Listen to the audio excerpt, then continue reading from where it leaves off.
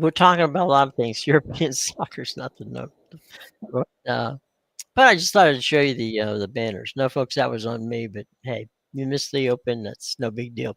Matthew, your Red Sox, my friend, tonight. Mm-hmm. That's going to be, I assume, the banner show of the day. Yeah, yeah. I mean, the like they get the rivalry. I know ESPN loves that, and you're going to get a real big Yankees love affair tonight on their broadcast. But it's the rivalry. It's playoff baseball, and for all the problems that the Yankees gave the Red Sox for Mm-hmm. so long, they haven't beaten the Red Sox in the playoffs since '03. Yeah, it's a bit of a crazy situation. We've got This is interesting to me that this is ESPN's swan song for the time being, anyway. Next year, these games will be likely on, I should say, unless something changes. NBC and Peacock will have these games next year. The wild card series, the Sunday night games, it's all moving to NBC. ESPN opted out of their contract and chose not to renew. Now there's a new TV deal set to be underway for 2020, 2028, and I assume that ESPN will be back in the bidding for that. But right now, they decided that they didn't want to spend the additional $500 million on the entire season for next season and the following season. Yeah, I would. So it's a swan song for the folks at ESPN. Yeah,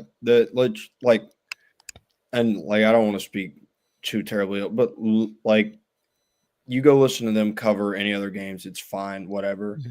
Man, they get a Yankees broadcast. These guys love the Yankees. Like they love the Yankees, and I want it to not be like too much of like, well, you like the Red Sox, so obviously that's the way you're gonna think. But man, like a lot of the stuff on the broadcast that they talk about just in terms of the Yankees is like purely like fanboy stuff. Like there is no reason that I should hear.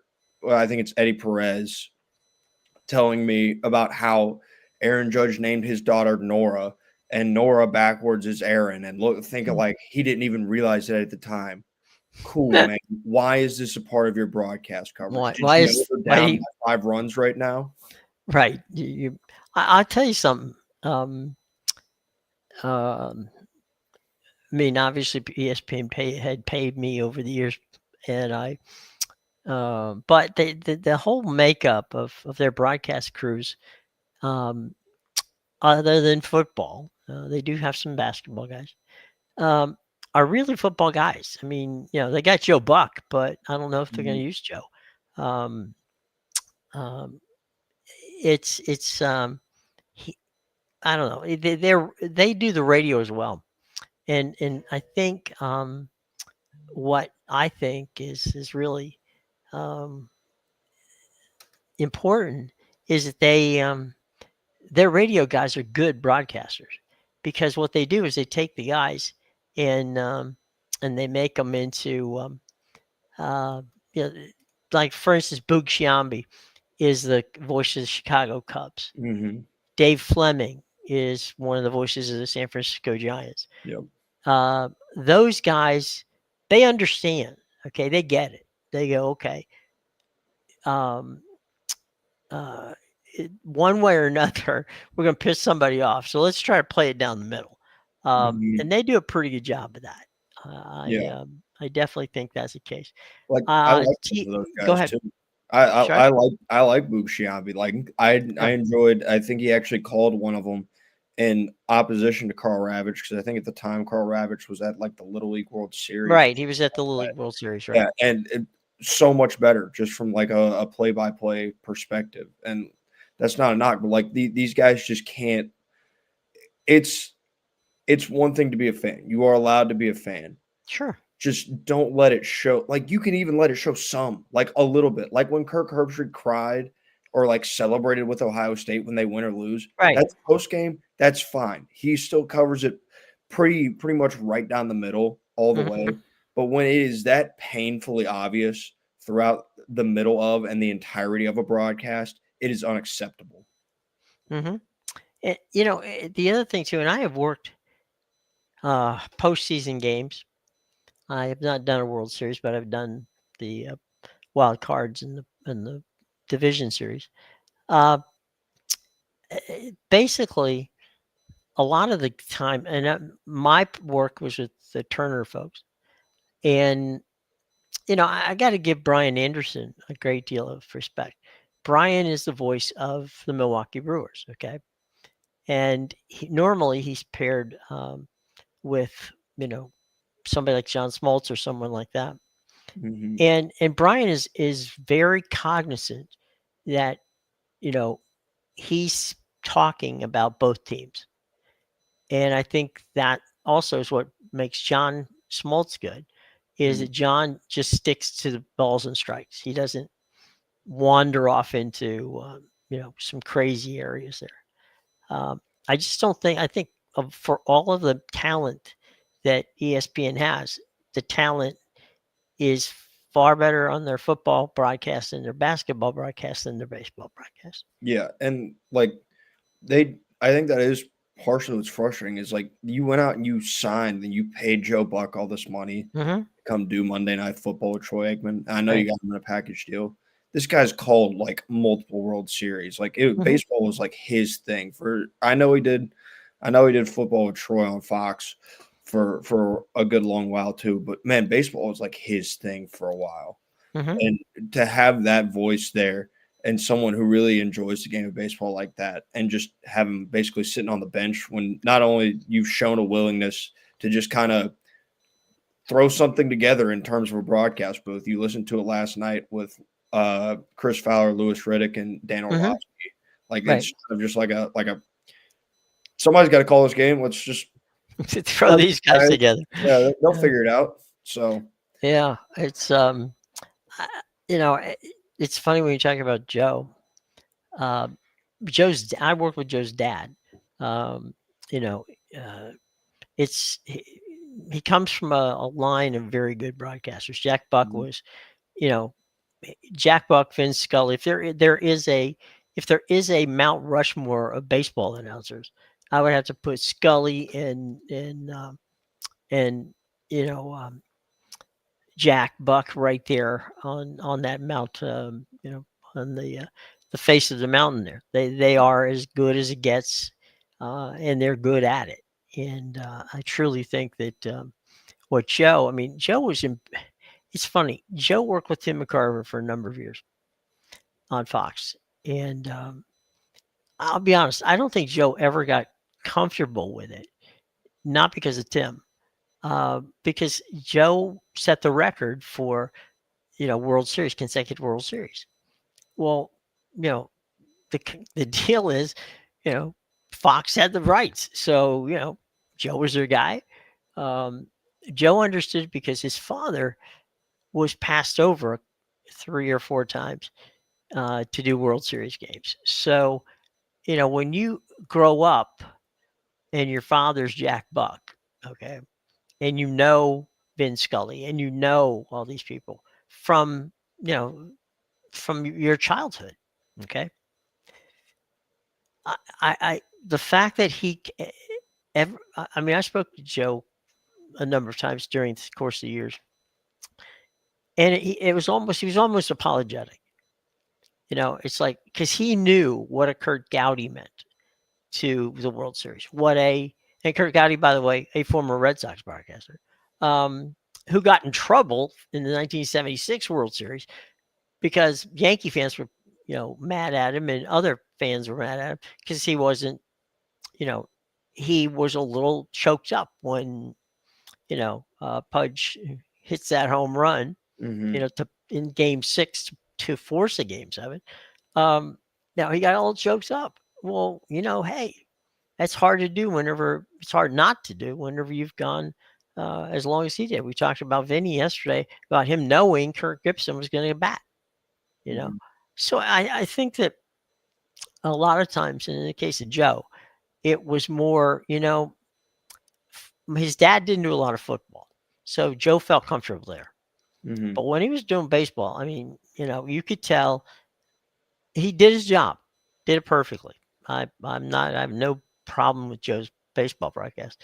I'm just saying that he understood that he was he broke records of his father and of other people who he grew up around, Mm-hmm. that he knew um, the impact they had on baseball. Because remember, Joe just called the games for Fox. Okay, Yeah. after a while, he was the Cardinals for a little while, but for the most part, he was just a national broadcaster. So from that standpoint, he respected that his dad was a diehard Cardinal guy. Vinny was a Dodgers guy. John Miller was a San Francisco Giants guy. So he understood that these guys all wanted that World Series, and whoever got it that year, it was their thing. So I would love to see them roll him out and to do the Red Sox and the Yankee series, because you know he understands it, he gets it. Yeah. A lot of these guys, are from the New York area. I mean, they go I mean, they they go out to the ballpark and watch the games anyway. they took like half of Yes Network. Like they did a deal with Michael Kay for a while. I don't think Yeah, that's still ongoing, or they may still work some together. But I know in he had the an afternoon show in New York. Yeah. yeah, the same aspect is like they're not as involved as they were. Mhm. Coney is on their broadcast. He's the play-by-play guy, or he's the color commentator for Mhm. Yes Network. Like, like they're just like picking and choose. A-Rod was there for a while. Like, guys, it's covered up a little bit. Like, but I will say, one of my favorite guys who does the broadcast is you know is Ron Darling, and I think mhm, Ron is a guy who breaks it down. yeah, And I tuned in on Sunday afternoon when the Marlins beat the Reds. I'm sorry, the Marlins beat the Mets to knock them out of the playoffs.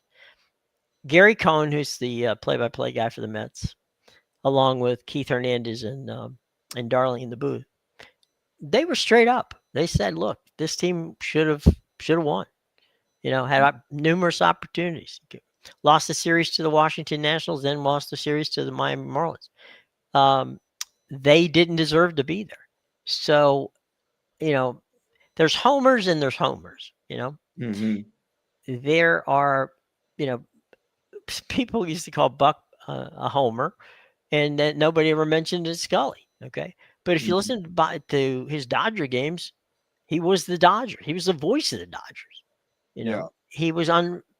I don't mind a homer, and because I've worked in this business where you do games, and if you're with a team 200 days out of the year, I can assure you, there, you feel something for them because you're mhm, working with the players, the people at the stadium, everybody that's involved. And so, yeah, it's hard not to get choked up about that whenever your guys did something, like make it to the World Series. But, you can still be a homer and be objective. And I think that's what Joe Buck learned from his father. And, even though he had St. Louis roots, he doesn't, he doesn't go, he's not a Yankee guy or a Red Sox guy. He's just a broadcaster. yeah, So yeah, I think that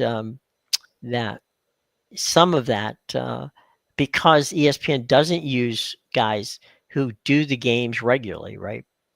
Like we talked about on a daily basis. Um, I, I really think back when I was growing up, when dinosaurs roamed the earth, and NBC had the deal, um, and ABC had deals too. They let, and I thought this was really good. They let um, the broadcaster from the Yankees, okay, hmm and the broadcaster from the Red Sox do the games yeah, with them. So you had one of the guys, so let's say tonight they're in, New York. You would have Joe Castiglione or whomever from the Red Sox Mhm. broadcast team. And I love Joe. We used to work with Joe all the time. He might have retired. I don't He know that did. he did, yeah. Yeah. But anyway, um, and Michael Kay or whomever they choose, Davey Sims, who's their new radio guy. Mhm. New by the fact that he's 72 years old, but he's new. Yeah. He was with the Mariners for a number of years. Yeah. But so you get it's hard to argue that one guy that you're playing favorites when you got the damn broadcaster sitting next to you. Yeah. So I really would have loved to have seen ESPN or Fox or any of them. Go ahead and do that. Go Like ahead and bring those guys in. it's perfect for ESPN since they don't really have like a yeah, they have these guys that they call the baseball games, but like that's not what they're doing. Right. It took TV analysts and they put them in a booth and hoped that it worked. Right. And it, to be honest with you, it really hasn't. I know Coney does them for the Yankees anyways, Hmm. but like in terms of the other guys, they stick in the booth with them. Like it just doesn't work really as a booth. So I think that's where you have a real missed opportunity from ESPN. And I think you do bring up a good point talking about like it's okay to be a homer from time to time in the Hmm. booth. Homer's fine. Fanboy isn't. Like No. that's where I think the change is. Like it feels Hmm. more fanboyish. Yeah. And I mean, look, when you do the games day in and day out, like Brian Anderson, over at TBS, you you get to know other teams. If you're only doing a game once a week, you don't get to know the other teams. You're watching them on television, but you don't get to a feel for what the ball team, the ballpark Yeah. and the team is like. And I think that that's where where there's a disconnect Mhm. with ESPN. It's one thing. You get Fowler and Herb Street on college football. They go to a college football game every week. Okay, Yep.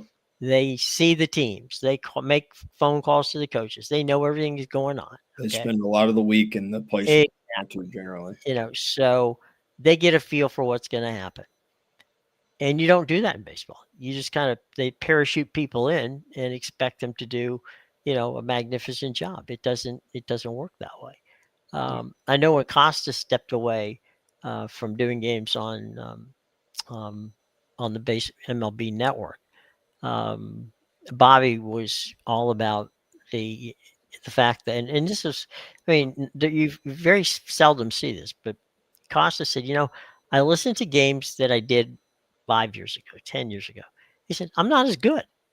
He said, so why Mhm. would I? He goes, I'm not going to go out there and give the viewers a subpar, you know, just because my name is Bob Costas doesn't mean I know everything about baseball. Yeah. And if I'm not going to be able to get, if I'm looking at a lineup card and and there's only three guys on the lineup card that I know, um, that's not good for the broadcast. So Yeah. sometimes you get people like that who understand that they no longer, I suppose, in Bob's case, identify with the teams that they're calling. Yeah. Well, that's I think that that playoff series with the Royals and the Yankees, like you Mhm. kind of feel it. Like he didn't really have the same feel for the moment that he once had, Right. which I think is a really good thing to be like, hey, like I don't have it. This isn't on me. Like let somebody else who is and does get in there and have it. But They didn't ask us. Is yeah, yeah, exactly. the I don't know if you or others have watched. I personally love to watch him. I think we may have mentioned it. Greg Enzinger and the guys at MLB Network do a game. Yeah, I would honestly, I would just if I were ESPN, I'd hire those guys and just let them talk. yeah. I mean, it's like a Manning cast, only it's better because these guys are into the game. That's what it was. That's what ESPN did. They did the K cast where Michael K would do an alternate Oh, broadcast of all of their Sunday night baseball games. That's what they did. Oh, when they started with the Manning cast. That's when they were doing all their alt casts, and he had. so they get the Yankees announcer to be to be their guy. I don't know. I don't think they're doing that like anymore. But like Probably a good idea not to. Yeah. yeah, when they really had integrated with Michael Kay, Right. that was one of the things that they had him doing as a part of their deals together. Yeah. I mean, look, I like Michael. He's a good broadcaster. That's not the point. The point is, not upsetting the fans. Yeah. Give the fans some people who understand and love baseball. And I just think they're missing a boat. They could have just as easily, said, okay, let's go throwback, right? Let's go back and do this where our guys with, a Red Sox guy and a Yankees guy, and go from there. And the funny thing is, in 1972, when the Cincinnati Reds, made the playoffs and into the World Series, NBC brought in a guy who was the voice of the Reds by the name of Al Michaels. Mm-hmm. Nobody knew. I mean, people knew who he was, but he was the voice of the Cincinnati Reds. And at that point, all of a sudden, the network guys look at him and go, this guy's not bad. Maybe down the road here we should give him a shot. So I do think that that enters in the picture as well. It gave opportunities to people who no one really even knew, um, and from that standpoint, I think that was a good move on their part. Yeah. But we'll definitely have to see. Now, I think an interesting part is today, and the games are going to get underway just a little bit after we leave you. So, Detroit and Cleveland, to me, could very well be a very honestly, if you look at all of these, right, they're all good matchups. They're all fun matchups to watch. You got Cleveland and Detroit, you got San Diego and the Cubbies, you got Boston and the Yankees, and then late night you got the Reds over at Chavez Ravine at Dodger Stadium. Mm-hmm. So you've got, from a baseball standpoint, and you and I are baseball fans. I don't think there's a clunker in that bunch. No, I think if you're the Detroit Tigers, though, like starting off at this 1 o'clock slate, you've got to win game one. Like you've got to get some momentum back. You were able to steal the last one in your final series of the season Right. with the Guardians, but they ended up winning and they get home field, right? Right. But in that home field, you get Scooble going game one. Like he's your ace. That this has got to be win day for the Tigers, because if it's not win day for the Tigers, then I don't see there's any way they win this series. We're getting some interesting stuff here from folks saying, hey, MLB Wildcard Free live at ESPNHD.com. Thanks for that promo. We greatly appreciate it. The Padres Cubs, that could really be an interesting one. The Padres got hot toward the end, and then the Cubs really didn't. They got beat by the Reds. What was it, 2 out of 3? I think last weekend. Yeah, I believe. Let's see here. yeah, I think it was 2 out of 3. The I don't think the Reds took, swept them. so the Mets took 2 out of 3 in the series prior, but they swept the Cardinals to end the season. Right, but what I'm saying is The Reds swept the Reds and the Cubs before they right. played the Reds swept the Cubs before they went to that series against the Mets. Right. Okay. So I know that that I think from the Cubs series standpoint, I think that they're now focused and ready to rock and roll on that side. San Diego's one of those teams that I think people are definitely underestimating. I think San Diego should probably be the favorite in the series. Like just in terms of their pitching is so much drastically better than the Chicago Cubs. Yep. And not only like normally that matters a lot, but now like starting the series in Chicago, based on the weather report, the wind's supposed to be blowing in. So that's going to make offense at like that much more of a premium. So when you have the better pitching staff by what feels like such a wide margin, and they've got Matthew Boyd, and he's probably the best rookie pitcher in the NL, right? Yeah. But the Padres have Nick Pivetta going, and Nick Pivetta is a guy that's like, because I watched him a ton while he's in Boston. This is his first year not in Boston for Mhm. like what feels like forever. But he was a Right. guy that he was going to go out there. He's going to give you 5, 6 innings, and he's either going to strike out 9 and give up one run, or he's going to go out there and he's going to get shelled in the first 2 innings. Like Mhm. there's absolutely zero in between for Nick Pivetta. It feels like, but against a lower strikeout lineup, is he going to be able to get the same kind of numbers that he would normally get against some of these other teams with higher strikeout rates? Because I think the Chicago Cubs, last I checked, were in the top 5 of the MLB in strikeout rate. Mhm. Like they're really good at not striking out, putting the ball in play. But one of their best players is one of the worst like disciplined hitters in the MLB, and Pete Crow Armstrong. Is he Mhm. going to be back to what form you got out of him pre All-Star break? Because the one post All-Star break was one of the worst players in the major leagues at the plate. You know, I think too. You mentioned about the wind, right? Mm-hmm. The wind in both Cleveland and Chicago can be very deceptively cool and have a tendency to blow in.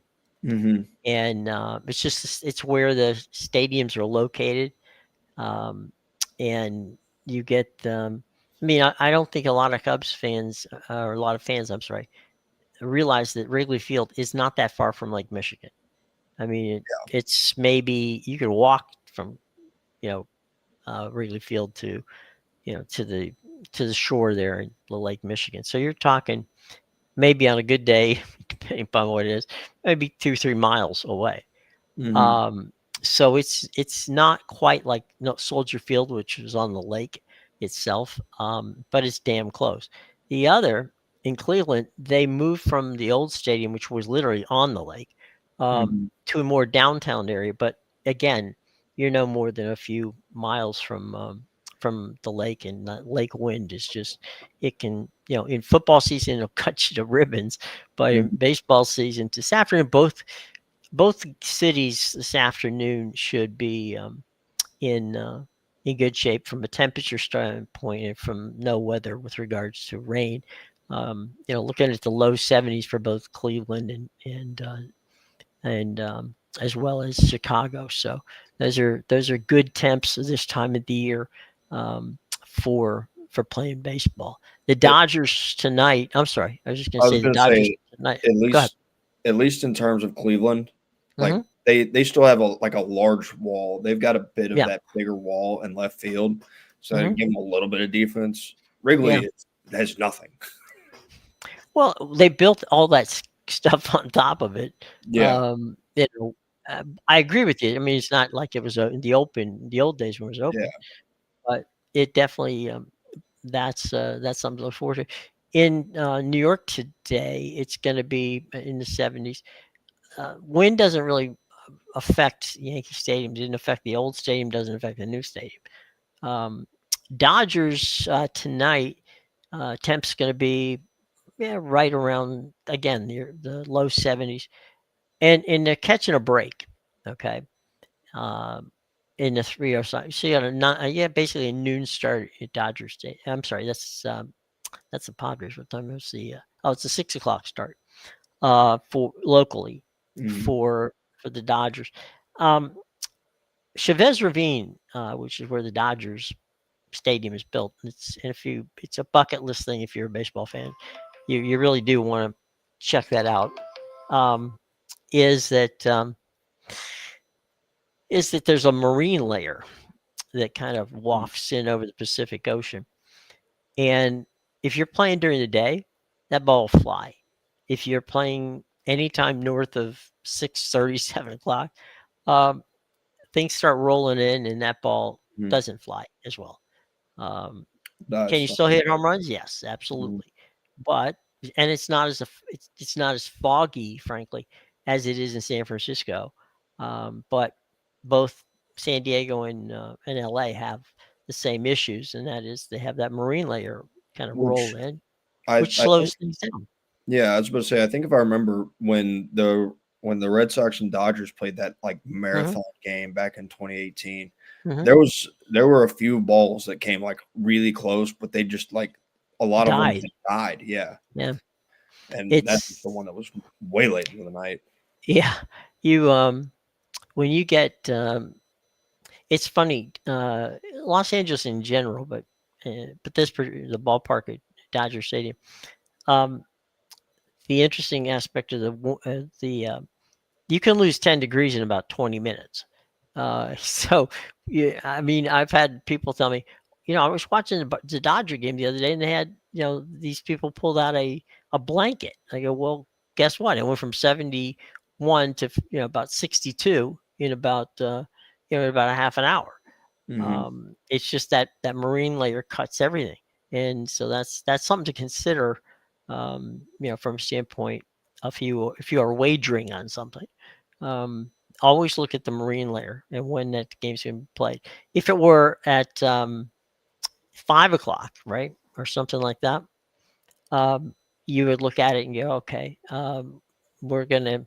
What's the problem is you're going to get into the early afternoon, which is going to give you the shadows, which is going to make it hellacious for the batter and terrible for the outfielders. So they didn't get that. They dodged that bullet. But yeah, it's going to be some interesting situations. Let's what do you any expectations of um now again I'll give you the Red Sox because you're the Red Sox guy. Um give me three things that you need to do to win that series. You got to pitch like Okay. it fully is going to land on they lost Lucas Giolito Mm-hmm. for the series. He's got an elbow issue. Mm-hmm. So now that really brings into question what you're going to look like.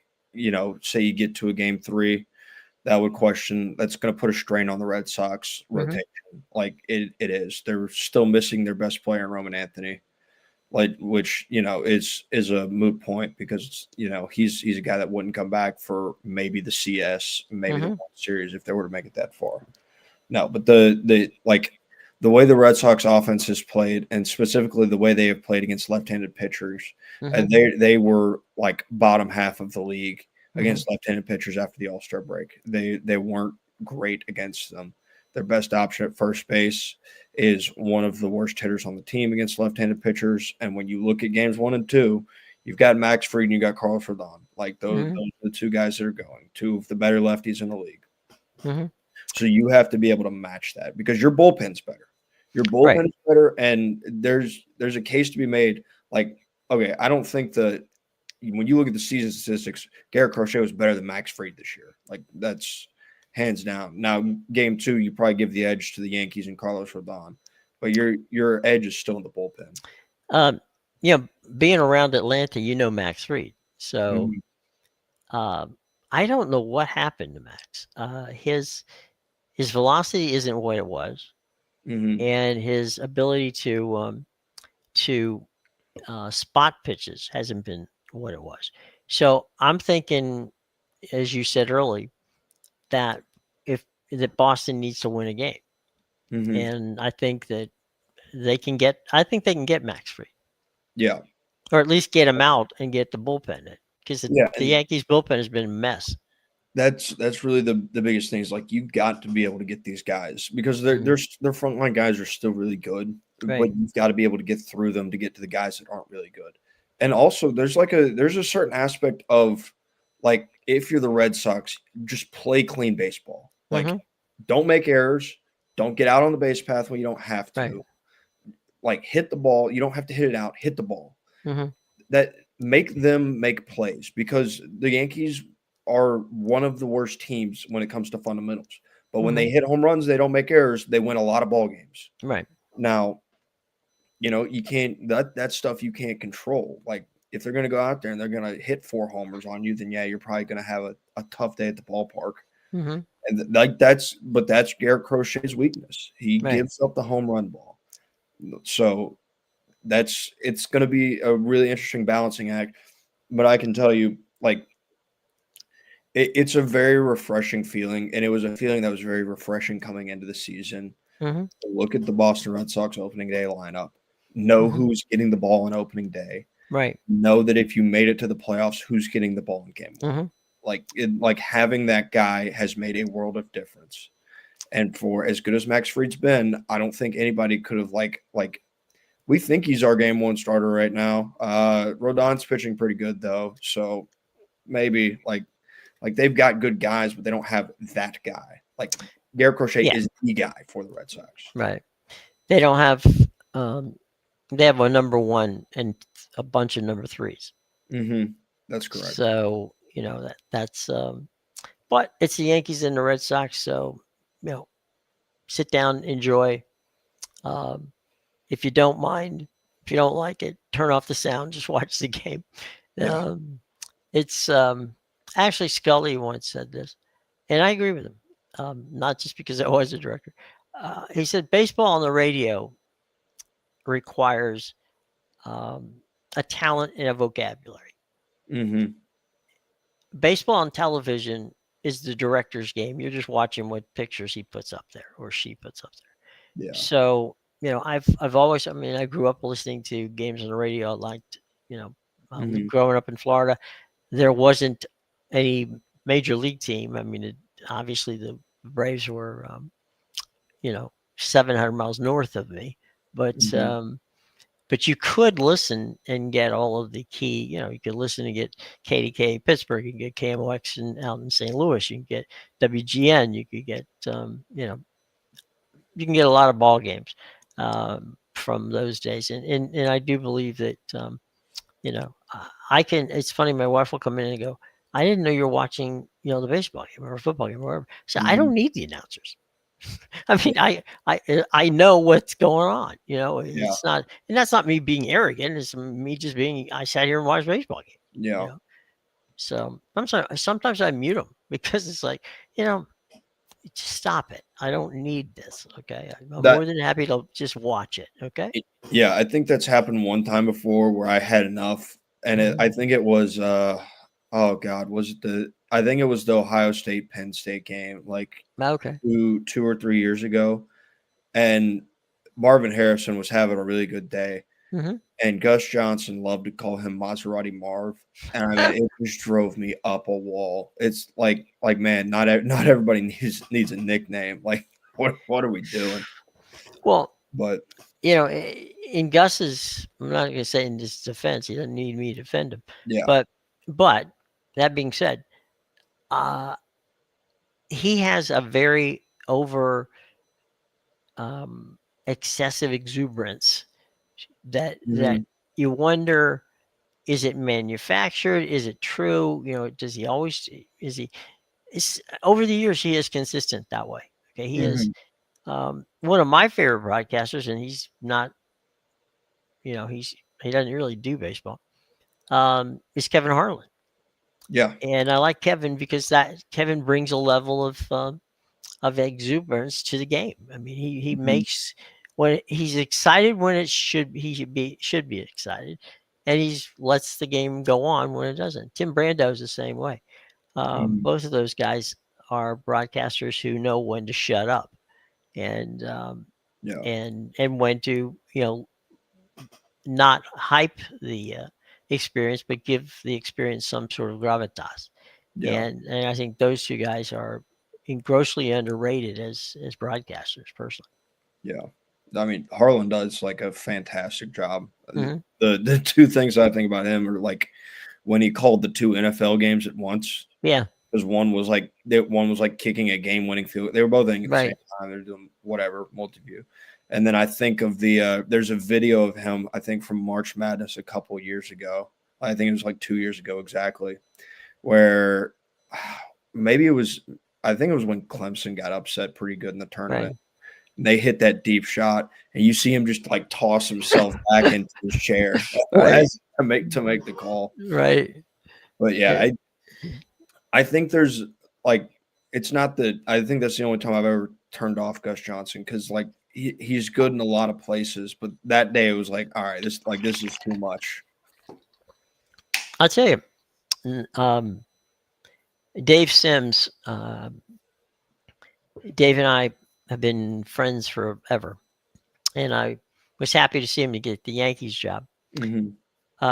Dave is very good at radio, and let me explain one thing, folks. It's not easy to be good at that.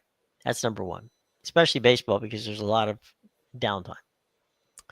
But what both Harlan and Sims can do on a college basketball game or an NBA basketball game is just amazing. You know exactly where the ball is. You know exactly where where the person is, and their calls on radio of college basketball, specifically in March Madness, are epic. I mean, just absolutely epic. And so I, I don't I can't ever remember tuning into a game because of the broadcasters. To be honest, um, you know, but I will say a a bad broadcaster can make a good game bad. Mm-hmm. But if you have the skill and the talent, a good broadcaster can make a bad game good. Mm-hmm. I recall a March Madness game um, that um, Brent Musburger called. I had no interest in the game.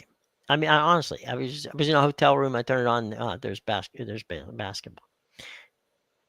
But by I don't know 10 minutes in, I'm involved. I'm invested because there's a way that he would find a storyline that I would. I didn't know that. Okay, cool. Let's watch.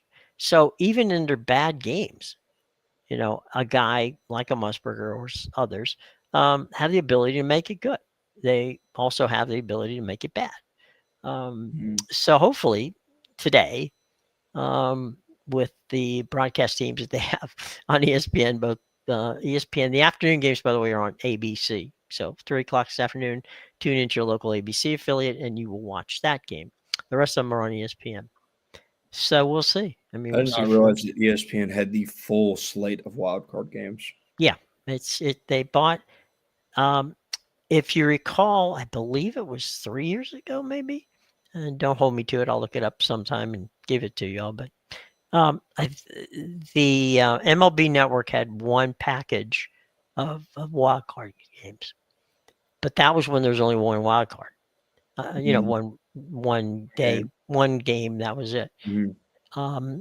And then when they decided to expand that situation, that part went to ESPN. So ESPN got the entire wild card package.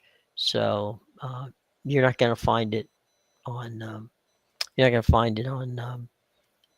anywhere else but ESPN and ABC at this point in time. That's something I'm looking up now. Who are going to be all the broadcast crews? Because I mean, they don't really have. I was looking for that, and I can't. I don't see it. I'm surprised. I assume Ravish is going to do the Yankee game. I think that Coney Ravitch and Eddie Perez are doing the Yankees Red Sox game. That would be surprised if it would. Okay, all right, I've got it. Shambi's on the radio usually. So for Detroit and Cleveland today, it's going to be Sean McDonough, Todd Frazier, and Taylor McGregor. Okay. Yeah. Okay. I was making sure that was Well, yes, Sean's good because Sean. Sean was a Red Sox broadcaster on television for many years. Sean is currently the Blue Jays broadcaster. No, the Blue Jays broadcaster is Dave Shulman, right? Yes, he is. Never mind. I was thinking of when I think of that, I think of the guy. Like for some reason I can't remember his name, but I'm like with Jay Billis every weekend on. That's Dave Shulman. Yeah, it's Shulman. Yeah, I was completely off there. That's okay. Don't worry about it. I get him confused myself. And then for the Padres Cubs, it's going to be Kevin Brown, Jessica Mendoza, Ben McDonald, and Jesse Rogers. That's interesting. Kevin's the voice of the Dodgers. Yeah. Not to be confused with the Jesse Rogers of SEC Network. Right, yeah. He is not working the baseball game. Okay. And who are we at night? Red Sox, Yankees is Ravitch, Coney, Perez, and Buster Olney. Busty, okay. Who's got the Dodger game? That's where Boog Shambi's. Oh, okay. One. Okay. with Doug Glanville and Aiden Gonzalez. Okay. Alden Gonzalez. My apologies. I That's did okay. not see it. It is If not written. he's probably not watching today anyway, so we'll let it go. Yep. So Boog is okay. Because what happens normally is Shulman and Boog do the division series on radio. Mm-hmm. Both of them outstanding broadcasters, and because I know Dave is a Toronto guy. I mean, Mm-hmm. that's where he lives. So so yeah, I mean, it makes sense that that he's involved in that game. Mm-hmm. They're both quality broadcasters. Yeah. Do you have a favorite broadcaster when you're watching sports, regardless of who it may be? Or the Um, sport, I'm talking about the sport. the sport, like I like there are certain guys in each individual sport. I do enjoy listening to Dave Schulman and Jay Billis do the Yeah. basketball games. I really enjoy that. When it comes to baseball, like I know I'm partial, but uh, not the play-by-play guy, but the color commentator. I really enjoy when Lou Merlone does the Red Sox games, Hmm. and he's their primary color commentator. So I really enjoy listening to him. All time, Brent Musburger was always like it felt like every big moment that happened in college football, which is the sport that I love the most, Right. was called by Brent Musburger. Was Like that's Brent's call. yeah. So it was him, and now Chris Fowler, I think, has done a fantastic job. Chris has come a long way. Mm-hmm. I mean, when he got to ESPN, Chris was Chris was basically he did he didn't even do the play by play. He just did or sideline for that matter. Mm-hmm. Chris, what his job was to go out and to be kind of like he'd just gotten out of college, and they said, okay, what we're going to do with you is we're going to put you out there, and you're going to do sidebar stories, right? Mm-hmm. And so that's what he did for a number of years. And slowly but surely, they worked him into, okay, he can do this. We'll give him some play by play to do that. Mm-hmm. And he elevated himself. So, I mean, I really have great respect for Chris Yeah. because he really paid his dues to get there. Yeah. And like he's done a really good job Hmm. at calling the big moments too, and like making Right. them feel like they're big moments. Right. Because you can miss that. Like you can. I think that's part of the thing that loses me on Gus Johnson a little bit. When everything feels like a big moment, is the Right. big moment still as big as it Right. feels like? Like I think the way that he calls the game and the flow that he calls one with, you Hmm. feel the bigger plays and the moments that they're presenting. Yeah. And I think some of the stuff that drives me crazy as a baseball fan is that we get over statisticked. Yeah. you know, this guy does this in this particular situation. He's fine. Okay. He still has to hit the ball. All right. That's the basic concept of the game. And if it doesn't matter to me whether the guy in the mound can throw 100 miles an hour or 80 miles an hour. Mhm. At the end of the day, the guy's got to hit it. Mhm. And, given the fact that pretty much, I don't know, what would you say, 75, would that be a fair number of pitchers in baseball can hit the high 90s and low 100. Um, Clearly, baseball players have figured out how to hit a 100-mile-an-hour fastball. Yeah. It's the 75-mile-an-hour slider or changeup that they can't hit because they're not looking for it. Mhm. I think that's what like people they're like, well, they'll see guys like there's certain guys. Max Fried kind of is one of them. Just the way like his numbers have been in the second half, the way his velo's been, is a guy that like he's pitching to you. Like he's Right. not veloing you. He's going to put 93 on an edge, and then he's going to work that same tunnel, work his changeup off of it, get you a swing and miss. It's still a very uncomfortable at bat. It may not be the hardest like throwing at Mhm. bat, but it's still a very uncomfortable at bat. And the same could be said for like there are certain guys who don't throw. Hey, they throw 94, 95. That's not 100, but because of the extension they get, that 94 and 95 gets on you a heck of a lot faster than it would be, even if it Yeah. was a little bit faster. Well, there's also the situation where you got you grew up in an area in Atlanta where Mhm. they had three of the best pitchers in baseball. and not Mhm. one of them could hit 90. They didn't. Maybe on a good day, but I think their Swan. 90 looked like a 200, like 200. Yeah. They were masters at painting the plate, and there aren't that many guys now that can do that. Hmm. Yeah, I think Smoltz was like the most high velo guy out of the. Yeah, but he was coming out of the bullpen, Yeah, and he was still going like he was only hitting like 96, 97 when right? he was really topping it out. So Well, um, Nolan Ryan could hit very close to 100. Um, the problem was that he didn't know where it was going to go when it left his hmm hand. It was either going to go across the plate or it was going to go any other batter's box, or God forbid it would hit somebody. When you have the most strikeouts in Major League history and the most walks in Major League history, I think that tells you a little bit about, what kind of pitcher he how was. electric your stuff is and how Yeah, poor your control is. how quickly you can do it. I mean, if you put Smoltz's, I'm sorry, if you put Nolan's arm on or brain, or however you want to do it, Maddox is. into Gary Maddox, I mean into Greg Maddox, you get Mhm, yourself a pitcher that couldn't hit. You couldn't hit him if you tried.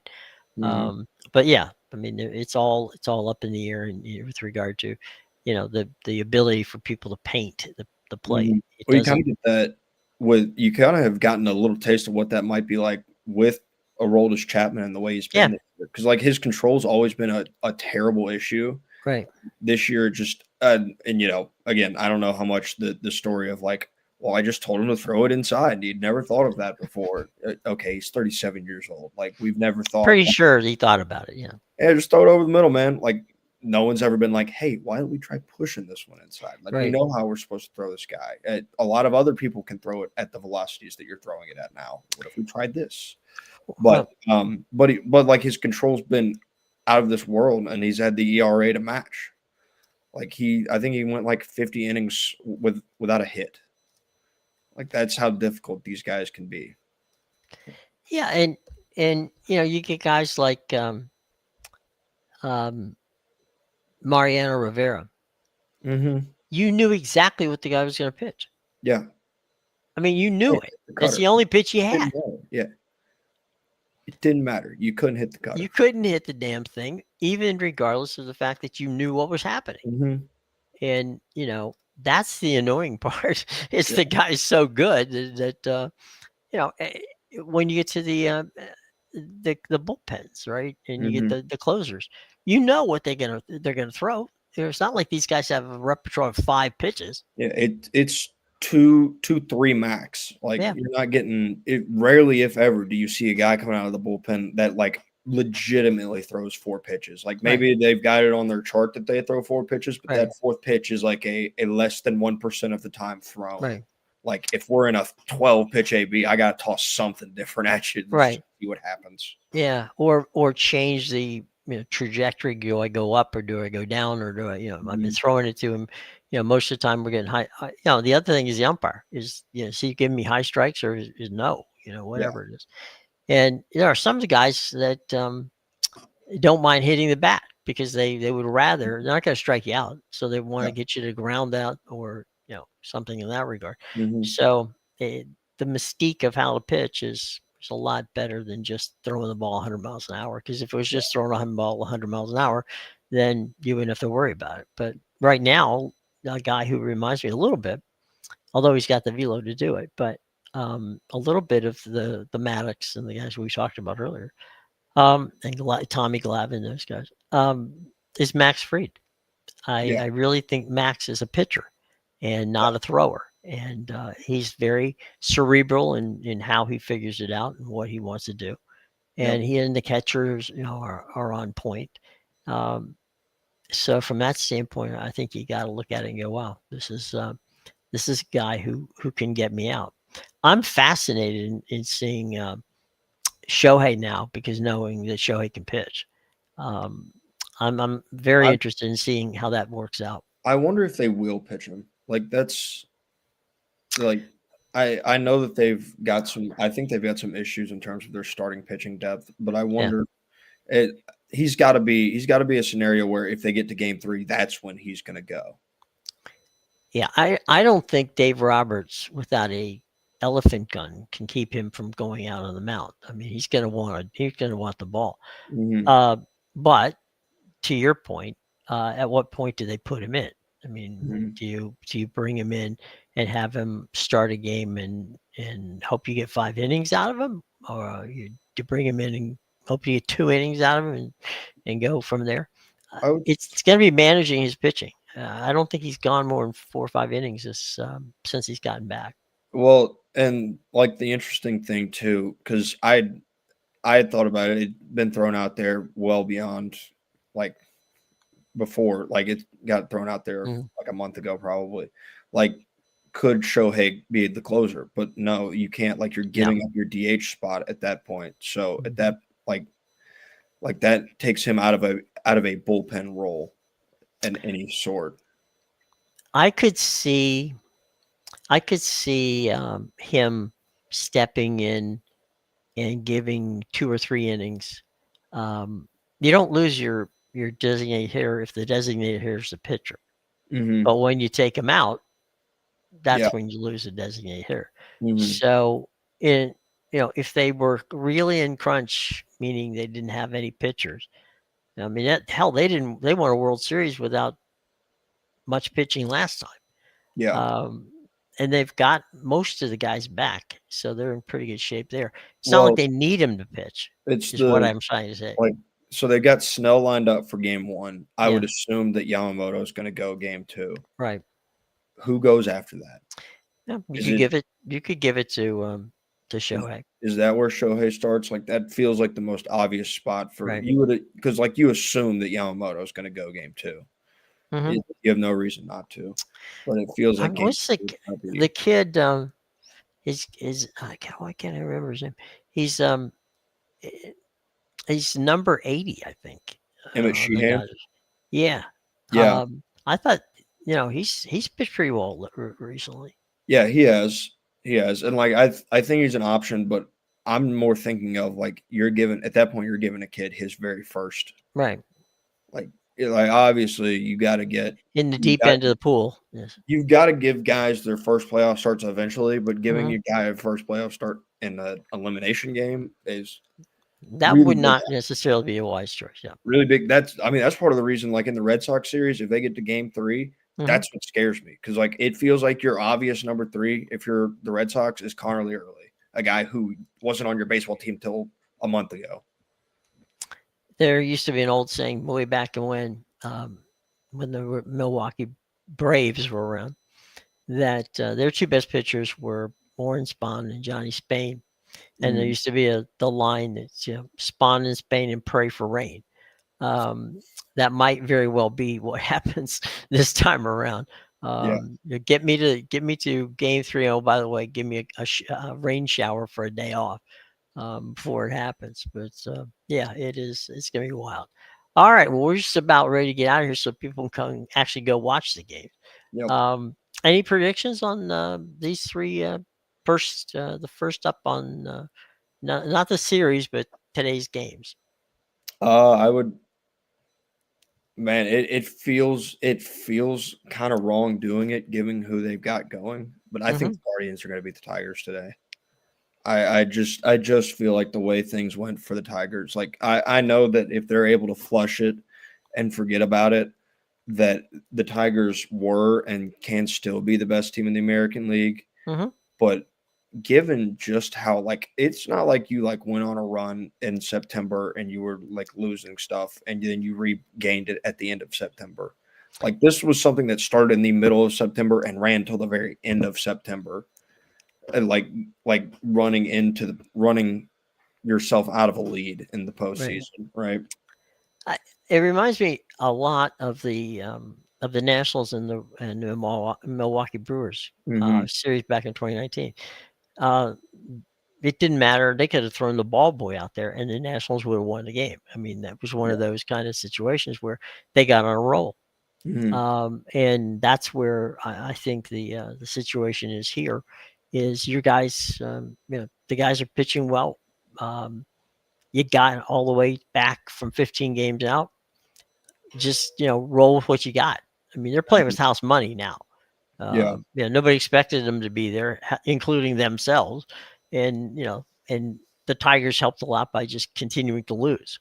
So yeah, I think the Guardians are definitely um, going to be hard to beat because they just. I mean, if there's no way, it's my thought, no way that the Tigers, after the way they played down the stretch, can flip a switch and change it. It just doesn't Mhm. work that way. Yeah. You might get, I mean, you might get to turn it around by saying, let's say they get, they're on the roads, they're not going to be a walk off, but let's just say that they get a close game and they win it in the last, in their last at bat, top of the ninth inning, and then they shut down the Guardians. That Mhm. might get them Well, that's on point. I think a big reason that like I'm not expecting them to turn around is it's not like they get like some extended time off after the Right, season ended. They got a day. right. They had a day to travel Which back to they had to fly. Cleveland. Yeah. Yeah. Yeah. So, It's not like you just like it's not like they went to sleep on the plane and then they woke mm, back up when they got to Cleveland. We're like, all right, right, let's go. right. So it's tough to turn the switch. I think in Chicago, I'd probably bet on the Padres Me just too. because I their bullpen's better. I think when your starting pitching looks the way that the Chicago Cubs starting pitching has looked, and I mean Matthew Boyd's going, that's fine. I just think San Diego's a more complete team, quite frankly. I agree. I think they are. They've got the hitters. They've played very good baseball. Um, they're very good at fundamentals. You were talking about that before. Hmm. Um, they play really. I'm not going to say the aerialist ball because that's almost impossible. But they're very good. And the other thing is that this San Diego team's been together for a while, Hmm. so they know each other. They like each other, and had it not been for a little bobble down the road, they might have knocked the Dodgers out and won that division. Hmm. So Yeah. they're not a bad baseball team by any stretch of imagination, nor is the Cubs. But I do like the completeness of that San Diego team versus what I see, at least what I've seen recently of the Chicago Cubs, which is not anywhere near being the kind of teams that they played in the first half of the season. Hmm. I think in terms of Red Sox Yankees, at least for this game, I'm going to go with the Red Sox. I'm not sure if they're going to win the series or not, just because I think overall the Yankees right now are a better baseball team. Like just in terms of their lineup, top to bottom, I think it's Yeah. better.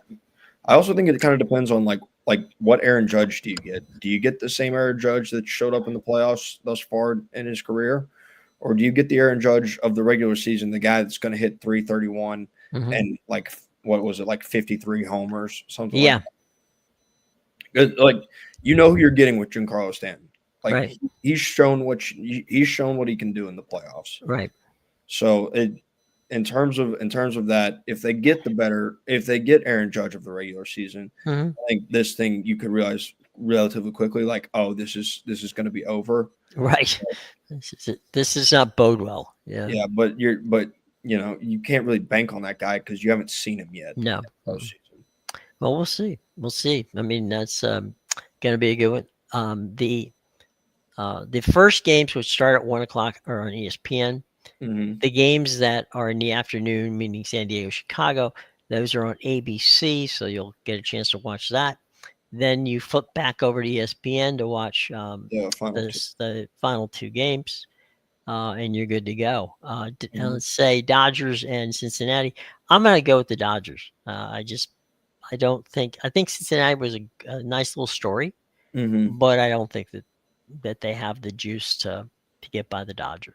Yeah, I think in terms of like I'd say the playoff series that like you look at and it feels the most lopsided Mhm. is definitely the Dodgers and Cincinnati. Not saying that Cincinnati can't win it, No, like of course. like they could, but still, like betting against the Dodgers feels like malpractice Yeah, after what they've done the last few years. So, yeah, and I mean, their depth and their ability to rise to the moment has been good for them. I mean, you don't win. What was it? It's 15. It was kind of like the Braves back in the 80s. They won like 15 um, division championships out of the last 17. mhm, yeah, So So yeah, I think I'm gonna go.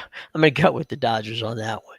I will. I will say this though, like in the playoffs, Mhm. especially, you can feel the managerial difference in the playoffs versus the regular season. Like Oh, it's 100%. like you can tell sometimes, but sometimes it can be really hard to feel the difference between like who's a good manager and who's not. You tell in the playoffs, like Mhm. you'll figure it out really quick. Yeah, definitely. All right, my friend. We will reconvene tomorrow and have an opportunity to take a look at how the teams did. We'll take a look at some upcoming football and, you know, maybe musings of other things as well. We'll see. But anyway, for Matt, I'm Jim. Everybody have a great day. Thanks for participating. One last thing I'd like to ask you: Mhm. subscribe, hit the bell, and like us. We're Mhm. likable people. Hit the bell, subscribe, and leave comments. We will answer them. We do it all the time on Twitter. So by all means, go ahead and do it. Thanks for joining us today. Matt and I will be back tomorrow. Take care.